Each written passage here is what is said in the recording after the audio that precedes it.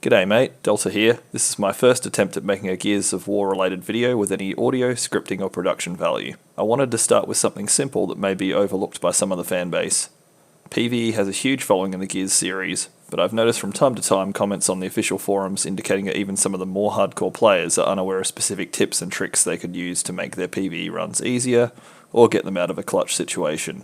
This video focuses on escape, but these tips can be utilised in campaign and horde.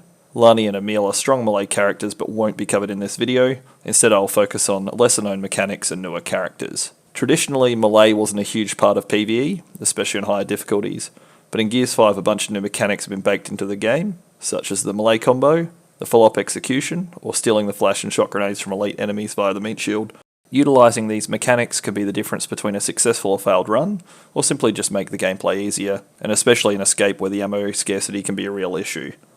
Certain characters also have bonuses that can chain from this, such as Paddock with his fear toxin spreading to nearby enemies, or cold chaining meat shields and slow punches to Steven Seagal his way through regular and elite drones.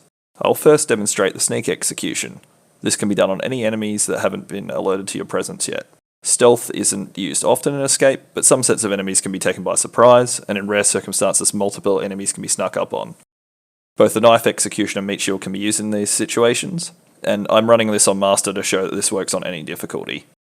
Next I will show a video that has me alert an enemy to my presence, and then just beat him using the melee combo, tap, tap, and hold the melee button, and use a long execution.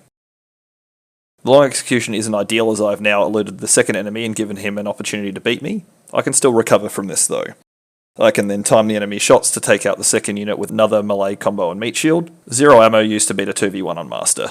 Learning how to play these situations can allow you to win when you're the last person left up and then go back and revive your teammates. A word of warning though, regular drone variants are vulnerable to the melee combo, but elite units have an opportunity to attack you back, so you want to take them from behind or stun them with a flashbang to instantly be able to meat shield or execute them.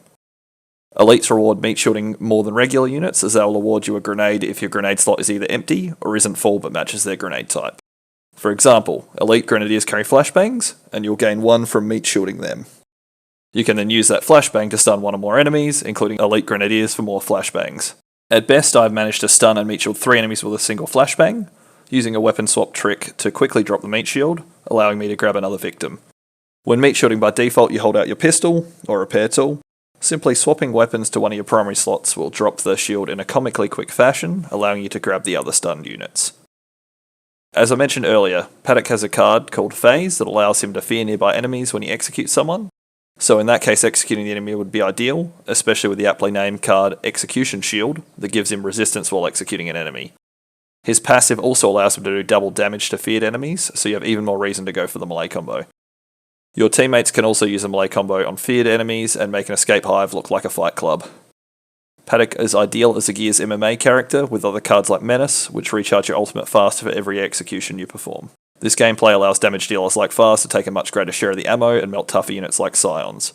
Cole has a different type of melee from the other characters, and his slow punch will instantly allow you to either execute or meat shield any drone variation, including elites. Walking into melee distance so they punch your meat shield will then give you a window to punch them back and meat shield them in turn. In this video I demonstrate that you can also do this on enemies that shoot, as long as they don't shoot quick enough to stop you closing the gap. This is a great way to take care of Grenadier or the elite variants, and in the latter case score yourself some flashbangs. Clayton has a card that allows him to stun enemies when hit by explosions for up to 3.2 seconds at level 6. This is a decent window to get in close and execute an enemy, or if an elite steal the nades via meat shield. Beware though, in Escape the friendly fire setting means that you can also be stunned and your character will be able to move but not perform any other action until the stun wears off. A helpful tip that works with melee and regular Gears combat and Escape is to mark everything. Some characters have bonuses to marking enemies, but I won't get into detail about that in this video. Instead I want to highlight that marked enemies stay marked on the minimap almost forever, allowing you to use it as a radar and not be blindsided by an enemy you thought a teammate had been killed or had just stopped coming for you. That veggie might be it for my first video. Please let me know if you want to see more content from me in the future. I'd also like to shout out Neon Velocity and Commander CH for the excellent Escape videos. Until next time, Ghost of Delta signing off.